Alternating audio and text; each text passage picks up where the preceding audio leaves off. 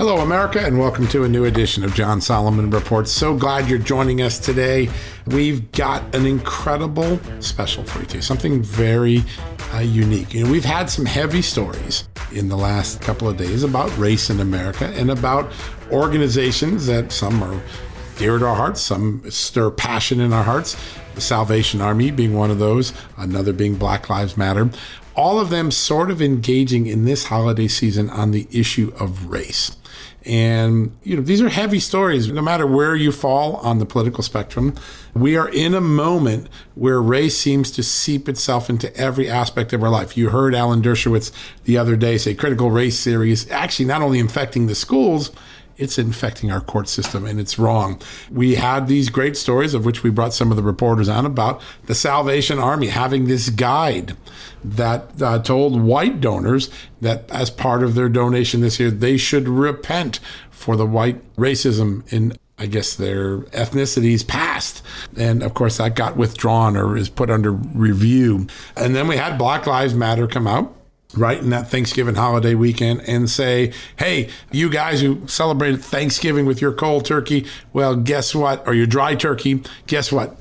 You were celebrating it on stolen lands. And then right away, they pivoted and said, this is the group now, Black Lives Matter, the group, the foundation. Hey, Christmas is nothing more than some propaganda arm, some extension of white supremacist capitalism. That's pretty amazing, given that many of their donors are corporations that profit and get their revenues that they pay their employees from through the Christmas holiday season.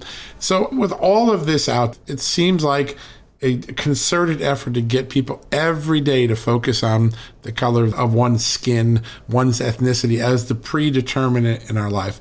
I wanted to go to someone who could walk us through thoughtfully where the civil rights issues are, where they're not, where the race hustlers are, where the honest issues are. And I couldn't think of anyone better than Alveda King, the niece of the great Martin Luther King, a extraordinary voice on not only things race, but just about common sense in America and faith in America and all the different components of our life. We're at an inflamed moment. It seems as many people want to make race the predominant discussion in America. And I wanted to go to someone whose family changed the course of America, whose uncle clearly revolutionized America for the better, and get her take on where we are. What do you make of Salvation Army? What do you make of Black Lives Matter? The concept versus the group. Where are we in this post-Rittenhouse, post-Waukesha world? And I think we're going to have a thoughtful discussion today. I'm very excited about it. My wife and I and my son have been talking about this at home because these stories that we've broken on Just the News have had a lot of passion inside. You go and like, what happened to my favorite group that I love, those Red Kettles, but why did I have to repent just for being white? And is this the right thing for the Salvation Army to do? And well, you know, Black Lives Matter. I want all lives to matter, Black lives as well. But do I really want to renounce capitalism? Is that the only way I get to celebrate Christmas this year? So we're going to have a thoughtful conversation with Alveda King. I'm very excited about that. And then we're going to follow up with one of my great colleagues here at Just the News. I'm a big fan of his work. If you haven't read it, or more importantly, if you haven't listened to his brand new podcast, you should do it. Christian Toto is one of the premier Hollywood reporters, entertainment reporters, culture reporters in America. You see him on TV, you see him on our site writing stories, and now he's got a brand new podcast that I'm so proud to put on the Just the News. It's part of the Just the News family. If you haven't seen it, Right on Hollywood with Christian Toto is a great listening experience. It is literally a once a week podcast. You should automatically subscribe to it. It's amazing. We're going to bring in Christian to talk about all this stuff, cancel culture, Hollywood being too woke, CEOs and their customers not seeing eye to eye on social issues or the role that companies should be playing in social issues. All those things are on the table for this extraordinary day today. Alveda King, Christian Toto, two amazing expert voices. We're going to spend the whole time with them. Before we do, I just want to point out a couple of things that have broken on Just the News, because there is every day an important issue going out there. And one of them does involve BLM, and it'll be something we'll discuss with Alveda King in a little bit. But a lot of the companies that gave money to BLM or donated to other groups in the name of Black Lives Matter, the organization, are companies that are retail companies. They make their money on the Christmas holiday shopping season. It's their biggest time of year. And it's interesting, none of them are willing to speak up. We offered an opportunity to all of these companies, all of them, to come on and say, listen, I know you wanted to do good with the donations you made to the cause Black Lives Matter, but Black Lives Matter is calling Christmas a ploy for white supremacist capitalism. Do you believe in that? Would you at least rebuke that concept that somehow Christmas is a colonization effort, which is some of the actual words that Black Lives Matter used? They turned us down day after day after day. None of these groups. So we've listed all these groups for you so you can see who are the big donors and why they didn't necessarily respond to our inquiry, to our efforts in this story that my great colleague Aaron Kliegman wrote today. He's one of our brand new investigative reporters. We quoted Alfredo Ortiz, a prominent Hispanic American businessman, the CEO of Job Creators Network, one of the more important small business groups in America, the voice of Main Street, as I like to say. And he said something I thought just really profound. Step back for a second and think about what Black Lives Matter is attacking. They're attacking the American free market system that gives everybody the chance to climb up the economic ladder. Everyone has a chance to become an entrepreneur, to grow business, to grow wealth, to create a workforce. And Alfredo Ortiz, who's Hispanic, said, listen, the free market is the greatest equalizer we have. We shouldn't be diminishing it and running away from it. It is far better for every person of every race and color and creed and ethnicity and background, because socialist big government always lead to chronic poverty. And in contrast, free markets have opened up some of the greatest wealth opportunities in the history of mankind. Some really strong words by Alfredo Ortiz, a man who represents Main Street America, the small business of America. Check out this story. The headline is a fun story. Corporate backers of BLM undeterred by groups' Christmas blitz against capitalism and holiday shopping. A very important moment.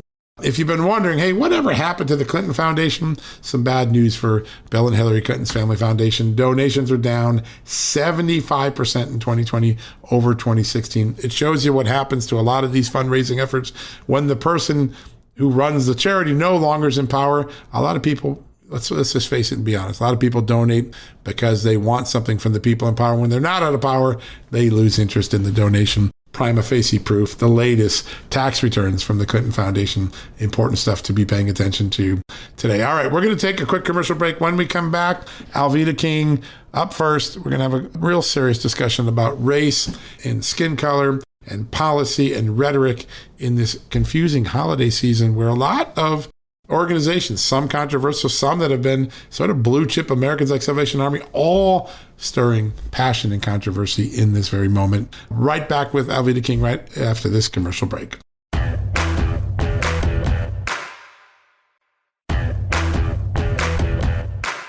All right, folks, welcome back from the commercial break. And as promised, yes, a very special guest. I'm so elated to have her back on the show.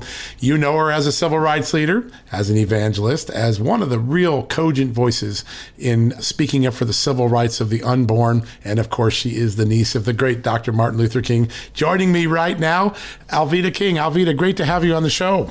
John, it's wonderful to join you as well. And hello to your whole entire listening audience. Hi, everybody. We love it. We're so glad to have you on. And today was such a momentous day at the Supreme Court. This Mississippi case, perhaps the largest discussion about abortion in the court since Roe v. Wade. What is your take on what happened today? Well, you know, Roe v. Wade is really bad law. There's so many holes in what was decided in 1973 that can easily be refuted today. They didn't know if it was really life. They didn't know if it was a blob of tissue, a lump of flesh. Now we know through 3 and 4D ultrasound very, very early that that is a human being. There are so many things that had not been considered. They didn't know how damaging abortion is to a woman's body and her health. So all of this legal abortion has made us one of the 7 countries in the world that think it's okay to abort a baby the whole 9 months. Yeah. So all of that has happened, and we know that it's bad law. And I was very excited to hear the beginnings of those oral arguments and all of that today. I was right there, boots on the ground. There's some beautiful pictures of you right on the front lines today, and it's such an amazing moment.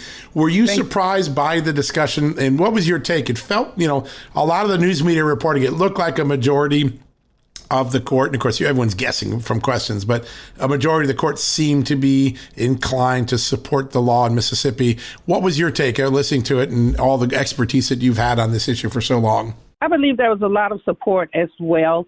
Anybody who is a rational thinker or a sincere heart who cares about human dignity, you could come from either perspective, knows that it's time to overhaul that thing. We could really hear it. We could hear the sentiments. Interestingly enough, our podium was right next to those who still support abortion. And so, wow, very fascinating. And if you could hear my remarks, the audio from it, I was really trying to yell over them. I thought it was very important. I said, let God be glorified. I even led the Lord's Prayer, Oh, well. I believe that most of America, more Americans, care about human dignity. And we know we've been snookered a little bit. I think so. Yeah, and that passion was just so you could feel it today. I walked by the court earlier the day before I came into the office, and it was 2-3 hours before the arguments, and you could feel the audience and the passion. This is an issue, and this is a moment in history that we're going to look back and say this was an opportunity to do what's right. And I think we're going to. Can I just real quick? Yes. On the Dobbs issue, send it back to the state. Yes. So give it back to the people and let the people really consider the issue and make those decisions state by state. That's what happened with the Martin Luther King holiday. I had been elected to the Georgia legislature. Right. I was a Democrat at the time, actually, but the holiday had to be ratified state by state before it became federal law. Yeah. So letting the people decide state by state, that's a very important move. Yeah. And so I believe that it's time.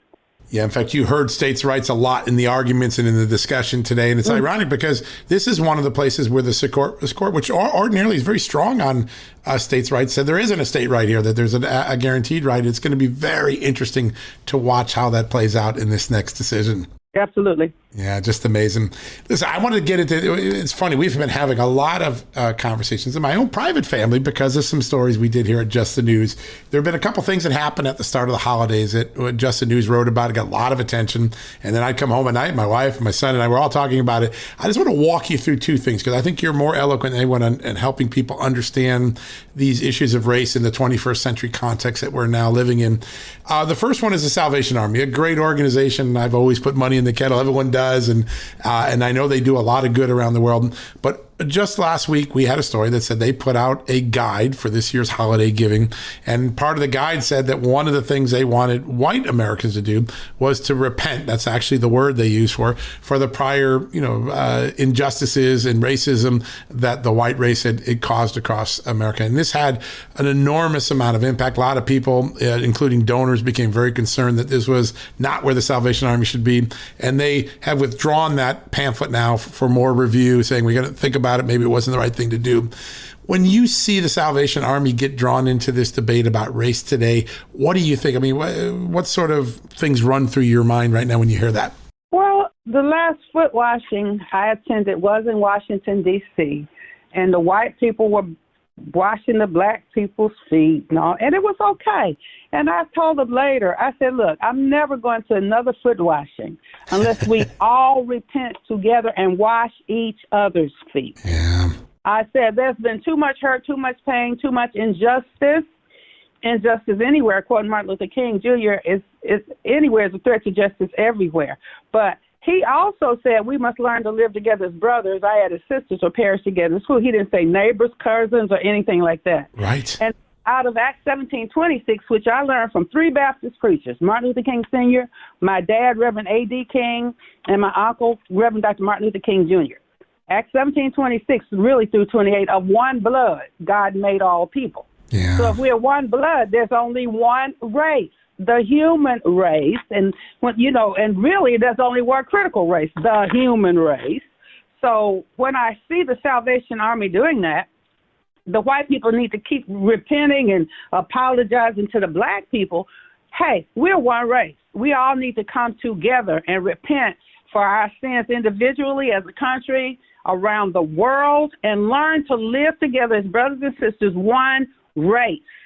And if we are one race indeed, one blood, then if we acknowledge that, so they're missing the boat. And I'm really honestly tired of white, and I really don't want to step on anybody's toes, because I've had Caucasian people in my arms crying and repenting. Right. I said, I love you. You actually didn't do it. That was your ancestors. And I know if you don't feel that way today, I'm your sister. And I need to repent too. We all need to repent. Yeah. And we are one blood and one race. It's such an important thing, and we've lost so much of we in America. We always had the idea that no matter what divided us, it was the things that we shared in common that made us great. And it seems like today people are spending so much time trying to find the points of division rather than the points of unity, which... We repent and love each other. And this thing, oh, I'm colorblind, I don't see your skin. Right. Yes, you know, if you've got on a blue suit and a red tie... You see it. See the red tie, I can see the blue suit. Oh, what color is your skin? I don't see it. Yeah. And then that means you erase my ethnicity if you don't see the beauty that God designed in each one of our cultures. So ethnicity is not race. We have to get that. Yeah, it's such an important thing. And you're right. Colorblind was this for a moment, for many years, that was sort of a code where, well, we're not racist, but it's okay to see the colors and the differences and the ethnicities and everything. It just can't be the thing that we use to predetermine how we act towards each other. And that's right. Yeah, we get it lost. It's amazing. I want to ask you about another one. So I think of all the people that I've seen speak on this in the last couple of years, you have the best take on Black Lives Matter and separating the group Black Lives Matter from the concept that Black Lives Matter should matter. And this past weekend, we saw Black Lives Matter, the group, the nonprofit group. They put out a bunch of tweets saying, hey, we're launching another Black Xmas, taking Christ out of Christmas, Black Xmas campaign to help people realize that Christmas is nothing more than a tool of white supremacist capitalism. Your thoughts on what they're doing when they run a campaign like that? Well, when I look at the XMAS, remove Christ, yep, and then to say that's white supremacy, well, Christmas is celebrated around the world. It is. Not just in America. And so that in itself, and it's not even new, into the 60s, into the 70s, Xmas. And I would just casually write it, and somebody said, did you just erase Christ out of Christmas? So I stopped it, and I don't accept it. And I say Merry Christmas. Hey, y'all, Merry Christmas. Yeah. Now, if you're not a Christian, still Merry Christmas. John 3:16 is for everybody. Yep. It doesn't even say for God so loved the Christians. Yep. It says the world. The world. So, Christ back in Christmas. My Christmas album says Merry Christmas and then again under that. Wow. And so we say Merry Christmas, we mean it. Black Lives Matter, the movement is different from the organization or the group, which is a Marxist group funded by very rich Marxist people who want to destroy our democracy here in America. And if we don't know that, we need to really look at it. And so the movement of Black Lives Matter, my answer is this. Well, of course Black Lives Matter because human life matters. Right. It's just that simple. But you're not going to just pick one group and then just tell the other people you're evil and hateful and God hates you. No, God doesn't hate any of us. We are human beings with different ethnicities, and we must come together. I don't think you exactly asked me about critical race there, but you can look at BLM, Black Lives Matter, and then CRT, critical race theory. Yep. And that's the intrinsically linked, aren't they? Yeah. Yeah, and the Christians and the nice people, I call them and all that, oh, no, critical race theory is evil. We're just not going to deal with it. I say, no. They started it. I say, so let's finish it. Let's really talk about critical race theory and go right into the schools and put it in the textbooks that it's Marxist, it is socialist, it's created by people who want to foster hate and division. It was started by Caucasian anthropologists like Darwin. What's the other man's name? Carl. You have to look it up. But I wrote about him the other day, too. Yeah. They were so nervous about preserving what they call the Aryan race or the superior race that they came up with a critical race theory and saying the black people, for example's brains were smaller and all this kind of thing, because they wanted to eradicate any people group, any ethnic group except themselves.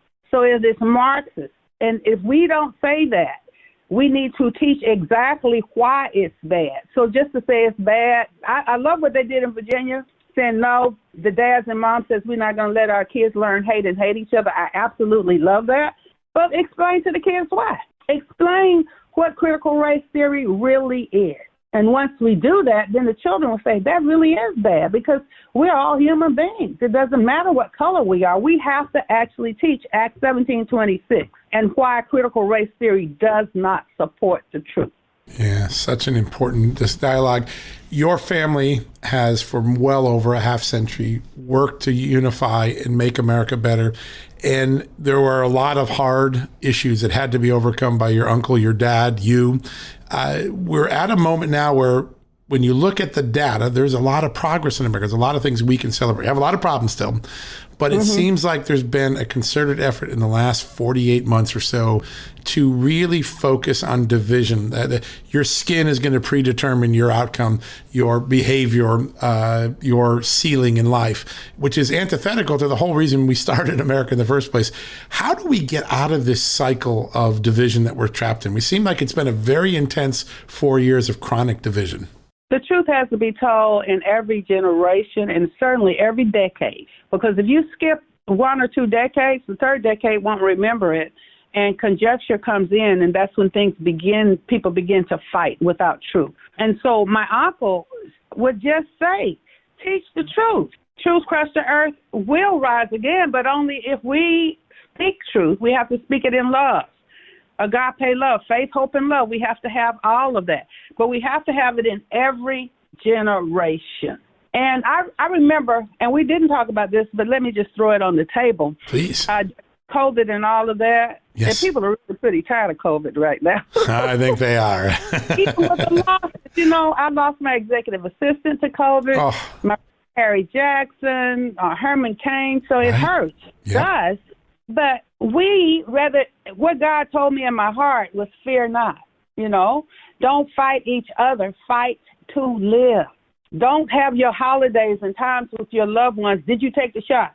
Or why did you take the shot? Or what did you do? And no. Let everybody work out their healing path and their salvation, actually, with fear and trembling, but love each other. Don't argue and fight. The arguing and fight and violence are not holy. They're not of the Lord. So if I see my brother and sister, I'm not supposed to fight with them about these issues, but I'm supposed to fear not and fight to live. It's such good words of wisdom for all of us to live by. You just have to hope that 2022 is the beginning of that truth moment where we put aside our differences and we find what's good in each of us, because there's a lot of great in this country, and you are living proof that you and your family and its contributions to the great American experience are something that we'll forever revere. And Alveda, I just want to thank you. Every time you come on, you bring such great wisdom to the show. So I want to thank you very much for being on today. And look for me at alvedaking.com and speakforlife.org. Speakforlife.org and alveda.com. Okay. alvedaking.com. Alveda King, exactly. All right, we're going to remember those, and I'm going to post those up on my Twitter account in just a few seconds. Thanks so much. Thanks. You have a blessed holiday. Merry Christmas. God bless. Thanks. Bye-bye. Bye. All right, folks, we're going to be right back in a few minutes. We're going to go diving into some breaking news in just a few minutes with my good friend, Christian Toda, right after these commercial messages.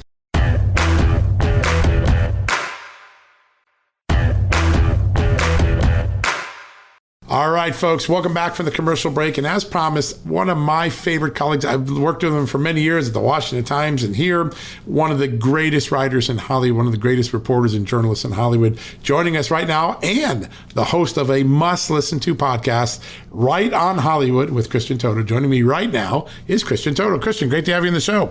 Oh, thanks for having me. I appreciate it. Thanks for the kind words. You have been one of the most cogent voices in Hollywood for a very long time. And one of the things that I always enjoyed as an editor when I get to see your content, you're always leaning in and you're finding trends before other people realize they're going on. And I have to say, I think you were 10 years ahead of the whole cancel culture, blacklisting in Hollywood theme. I think you were one of the first journalists to really chronicle it. And the other day, your great podcast, Right on Hollywood. Folks, if you haven't checked it out, go download it, go get subscribed. It's incredible. It's on every platform. You were talking about the great comedian Josh Denny, but you talked about that the blacklist has actually been robust enough. We actually have a 2.0 version of it in Hollywood.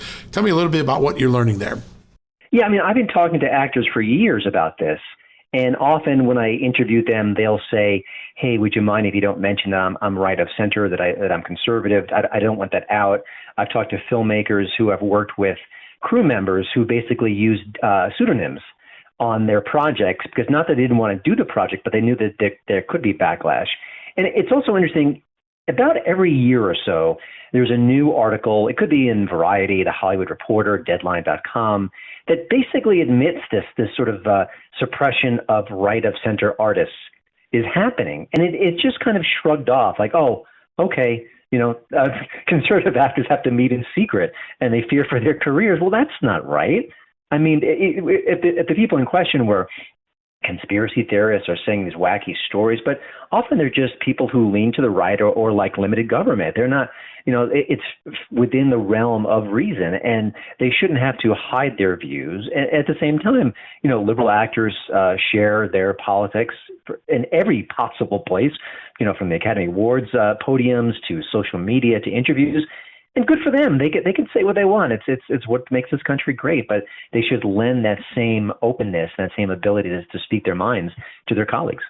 Yeah, I have encountered this so much. I remember, it was maybe just a few years ago now, but I was with a famous actor. We had dinner, and I asked him, could he do an interview with me? And he said, I will, but I can't take the risk until after my show gets into 5 years, so I get the syndication rights. So I guess after 5 years, so he just wasn't willing to even do a interview and talk about his political leanings until he was sure his show had gotten to syndication rights where he would make a lot more money.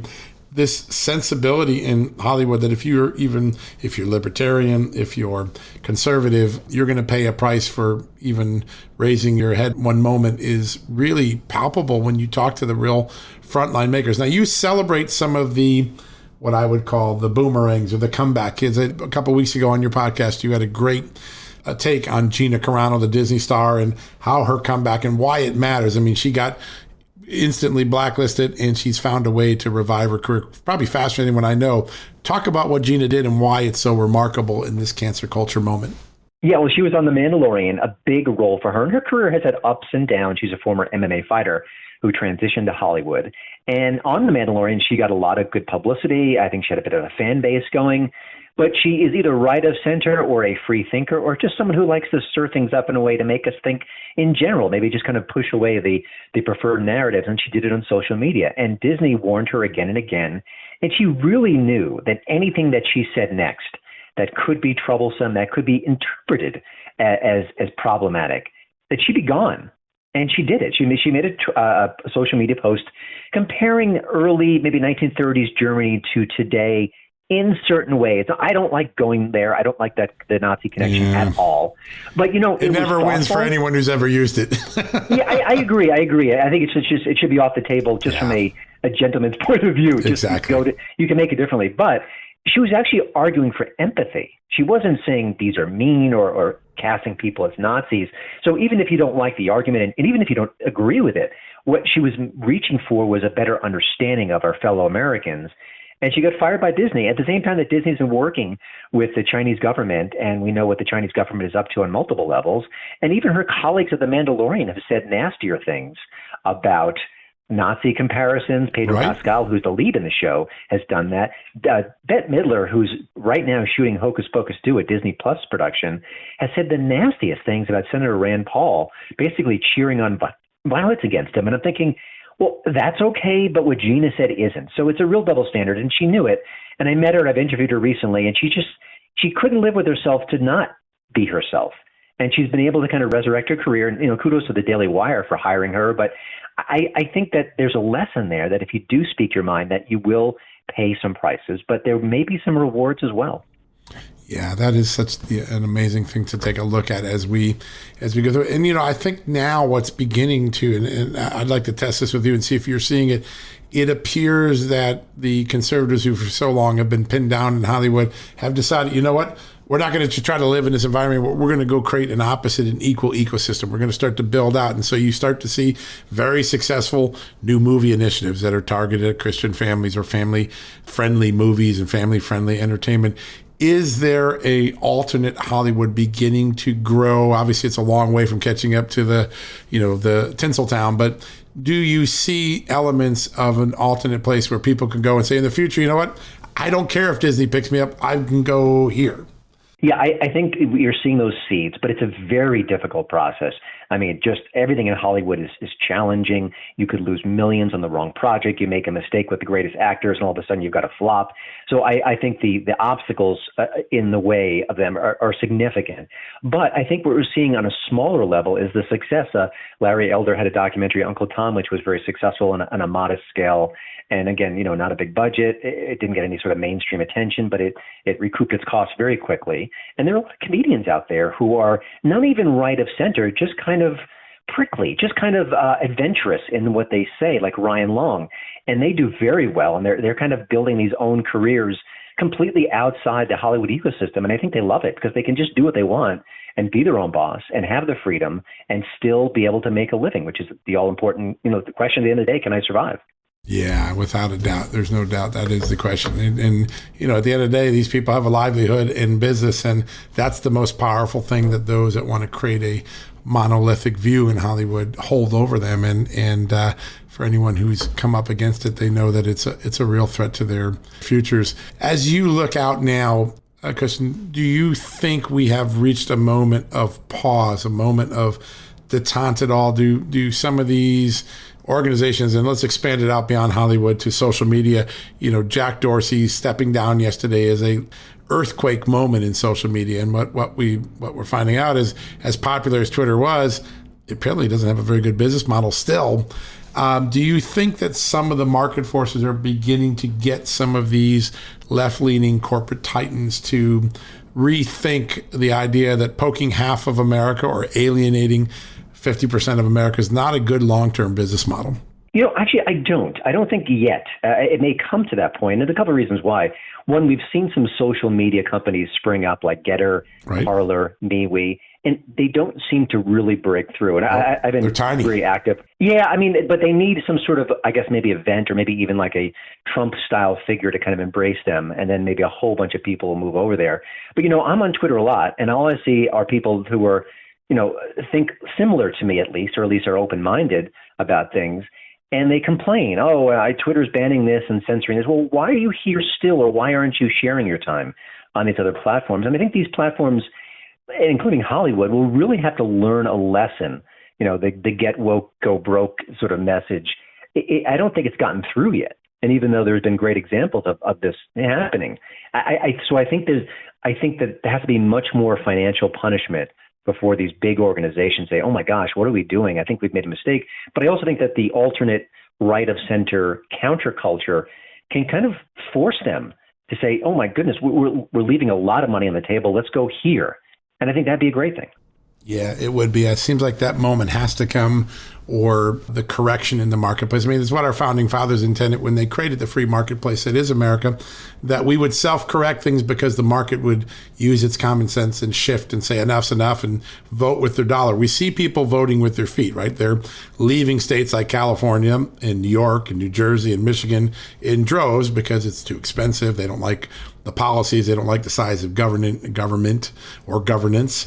Now the question is, will people walk with their eyeballs and their wallets and their entertainment choices? And they've been slow to do that. And I'm curious, as you look out over the horizon, do you see trend lines that would concern even independent Americans? Are there trend lines of the censorship continuing that should concern all of us?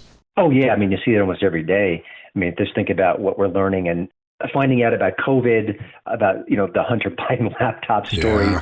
That wasn't 20 years ago or 10 years ago or 5 years ago. That was just recently. Yeah, just a year ago. And that should have been a wake-up call to everyone that this is wrong, that you can't just sort of summarily dismiss a story because it doesn't have the narrative you want. These things should be red pill moments for people who, no matter what their political persuasion is, they say, wait, I was told that was a lie, that was misinformation, that was Russian plotting, and now we're finding out it's true. Why did my favorite news outlets, try to hide that from me. That should wake people up. Yeah. But I think that's a slow process, unfortunately. And I talk to comedians who say that their work is censored sometimes. A comedian who does a great Dr. Fauci impression, which is it's kind of fun. It's not really vicious. Right. And he's suffered some social media punishments for doing that. So amazing? Ryan Long has suffered that as well. So we're not at a good place. I think there's a rising awareness in the general population that it's a problem, but we're not there yet. There's still hurdles to kind of overcome. It is an extraordinary moment. And, I think the definition of what America is going to be for the next 25 or 50 years, the underpinnings are being written right now. And there are a lot of people, particularly younger people, who seem to like this big government, monolithic, everyone should think the same way, globalist view of the world. And that idea of personal liberty seems to always be the thing that loses out in the establishment corners of our lives, whether it's on social media, government. And I think that we're going to determine an entire 2 or 3 generations experience in America by the decisions we make in the next few years, because I think we're really at one of those tipping points. As you step back now and you look, what is the state of comedy? I mean, when I grew up, we were so lucky to have, some of the greatest comedians of all time, David Letterman and Jay Leno and Johnny Carson before that. And everybody was fair game every night. Ronald Reagan got made as fun of as Jimmy Carter. And then we seem to have gotten to this state now where things don't feel as funny and they feel like they're pretty monolithic. Do you think there's a breakout moment where comedians are going to say, you know what, I'm tired of this girdle. I'm taking it off. I'm going back to regular humor.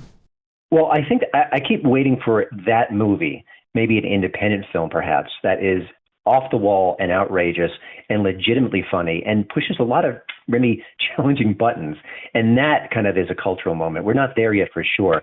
But it is interesting that the comedians see themselves more as, propagandists is a hard word, but they're cheerleaders. They're cheerleaders for a team. And, if Stephen Colbert saw a story about, let's just say, Alexandria Ocasio-Cortez that was very mockable, right, there's a very good chance that he wouldn't go there. He wouldn't go anywhere near it's just amazing. That he'd go back maybe to Senator Ted Cruz or Tucker Carlson. So that's where the Joe Rogans and the Ryan Longs and the J.P. Sears, they're willing to go in these directions. And I think that if they continue to have the success, maybe almost they have to shame the late night team. And, the Gutfeld situation is the perfect example. Here's a show that does not have a huge budget from what I can tell.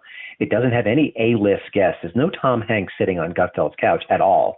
And yet he's been at or near the top of the late night landscape. The show debuted in April, and a few months later he was the king because people were desperate for something different. And I think that if you're a Netflix or a Hulu, you've got to look at that and say, we want our Gutfeld. We want our guy or gal who's going to do that same, but they're not. And that speaks volumes. They're missing an enormous opportunity, and it's going to be an interesting moment to see. There was a fascinating story on Just the News, and it's a little bit bigger than Hollywood or the entertainment culture, but I think the warning signs are the same. One of the main management firms that really is the horse whisperer to CEOs around the country. It's in the top 3 or 4 top management consulting firms in America. They did a study and they interviewed 300 or 400 CEOs who came out with very strong expressions that they thought it was their mission, their responsibility, and they were being successful by weighing in on social issues and trying to use their corporate perch to get the consumer base of their companies to conform to a certain social view or a certain political view. So like 63% of CEOs thought that was a good thing and that they were succeeding. And then they interviewed the consumer base, and only 36% thought that was a good thing and was succeeding. And the other 67% thought that it was a bad thing. Is there a disconnect between these, MBA graduate CEOs running the major blue chips of America and the very base of America that is their customer base? Does that continue into Hollywood? And is there any moment where CEOs are going to wake up and say, you know what, I think I'm poking the wrong bear?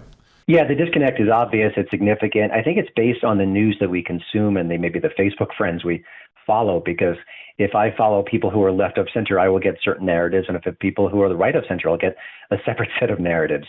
But it's interesting. If you're a right of center person, you kind of get it all because you absorb what Twitter is promoting and what different news outlets are promoting. And then you seek out other news outlets that maybe align with your worldview.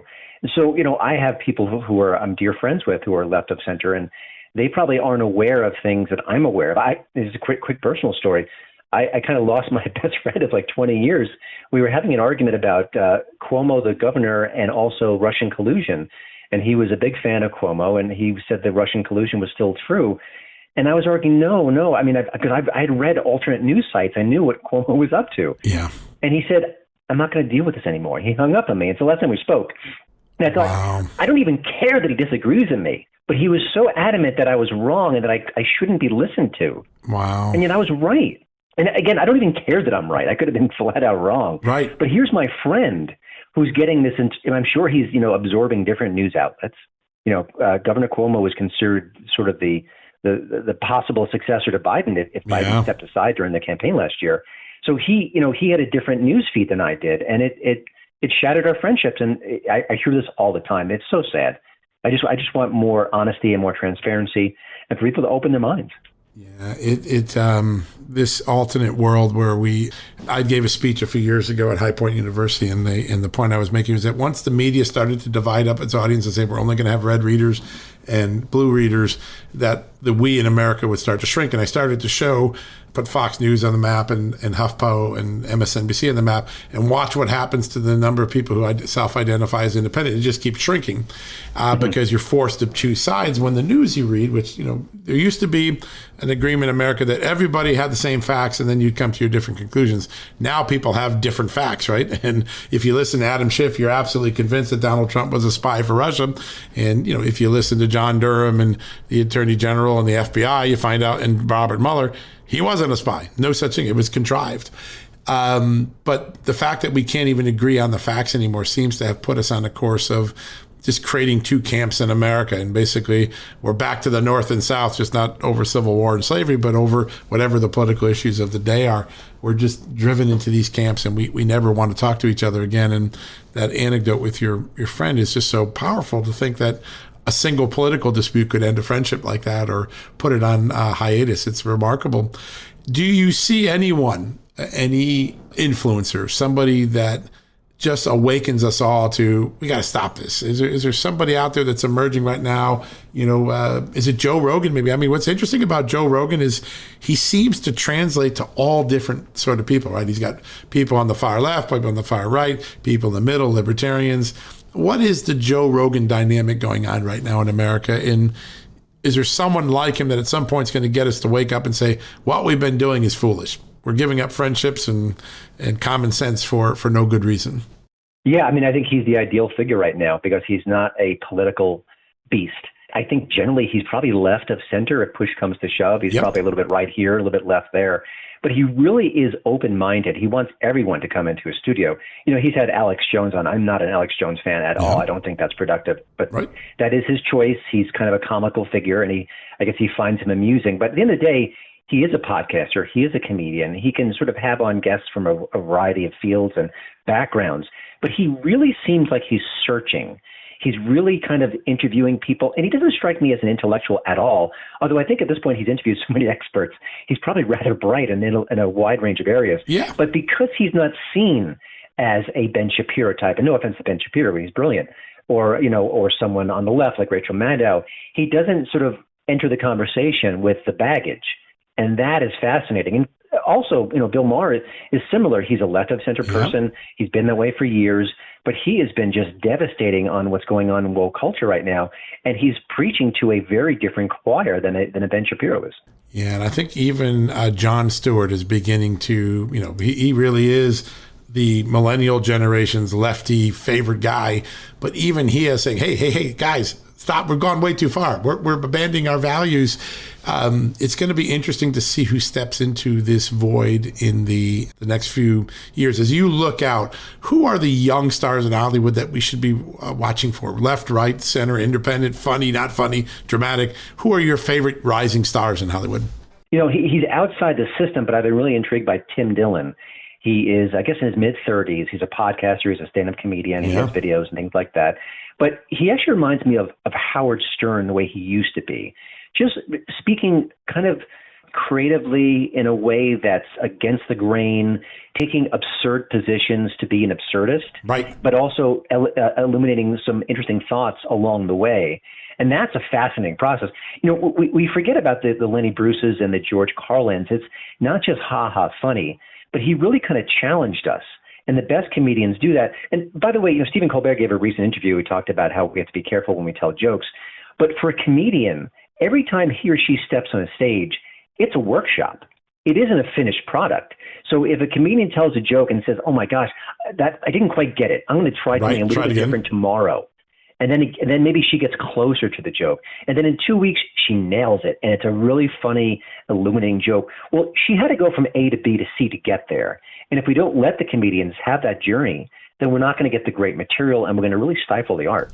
Yeah, no, it's such an important point to make and for all of us to watch. I mean, at some point, we've got to take this girdle and shackles off of humor, or it's not going to be funny anymore. I follow Tim Dillon a lot, and he is a fun guy. He kind of he has a little bit of Dave Zucker slapstick in him, you know, the famous, you know, going all the way back to the 70s and Airplane, you know, which were designed to make us laugh about not taking ourselves too seriously. He seems to have that slapstick capability, but he also challenges you to think. And the greatest comedians in our lifetime always manage to do that. Christian, how do people follow all that you're doing? You're doing such great work. The podcast is on Just the News. You can go to our website. It's on all the platforms. But how do people, what are the best coordinates to stay in track with all of the great work you do every day? Well, my website is hollywoodintoto.com. I update it 7 days a week. I have a book coming out in January, Virtue Bombs, How Hollywood Got Woke and Lost Its Soul. And on Twitter, yes, I'm still on Twitter, though I'm on Getter as well. It's at hollywoodintoto. Yeah, such great stuff. And folks, if you have not tried this podcast, you've got to do it. It is amazing. It's one of my favorite. We're so excited. It just started a few weeks ago. It's already lighting things up. But every week, go down and get the latest podcast. It is an amazing take on cancel culture, on Hollywood. It gives you a break from some of the process stuff that we have to cover here in Washington. It's an amazing thing. Right on Hollywood with Christian Choteau. Go download it today. Go subscribe. It is fantastic. Christian, we are so lucky to have you in the Just the News family. Your writing, your reporting is amazing. And of course, your podcast is an absolute winner. We can't wait to get you back on the show more regularly.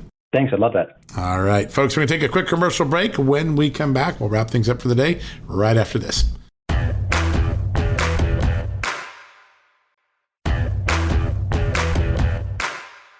Welcome back from the commercial break. A special thanks to our good guest today. I'm so thankful for Alveda King, so thankful for Christian Choteau, two very wise people who I thought brought a lot of fact and perspective into the conversation today.